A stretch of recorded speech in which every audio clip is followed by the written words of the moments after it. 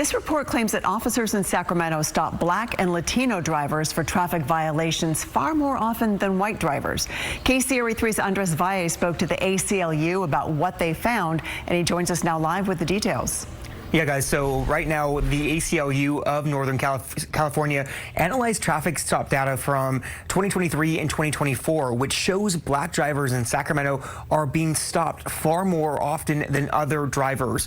And the report says many of those stops are for low-level violations like expired tags or tinted windows. The American Civil Liberties Union of Northern California analyzed Sacramento traffic stop data from 2023 and 2024. Its report found Black drivers made up 33% of all traffic stops, despite making up only 12% of the city's population. More than 70% of those stops were for minor, non-safety violations, things like broken taillights, expired tags, or tinted windows. Black drivers were 3.1 times more likely than white drivers to be stopped in the city during the period that we reviewed data for. The ACLU argues those low-level violations are often being used as a pretext to investigate unrelated crimes, even when the stop itself is not tied to public safety. After looking at all of the data, Black and Latino drivers were respectively 2 and 1.5 times more likely to be searched during all traffic stops than white drivers. State law mandates police agencies across California to report this data. These are reports that are coming directly from Sacramento PD to our State Department of Justice.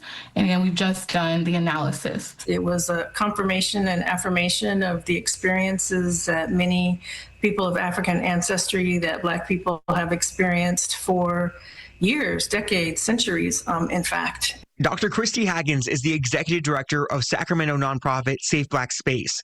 She says the data validates what many Black residents have long described through lived experience, adding the emotional toll of those interactions can be lasting. We'll respond with anger, with rage, with frustration, with the sense of feeling disempowered, not seen in terms of your humanity in those moments. The report also points to a 2023 audit from Sacramento's Office of Public Safety Accountability. The audit found that over a 2-year period, misconduct complaints involving tinted window stops involved only Black and Latino drivers. We can continue to go around on reports and numbers all day long, but I think between 2023 and now 2026, we're not seeing a big shift in the fact that there is disparities along racial lines. Sacramento Police says it's aware of the report, adding, quote, "From the academy onward, our officers receive training on the practices of fair and principled policing.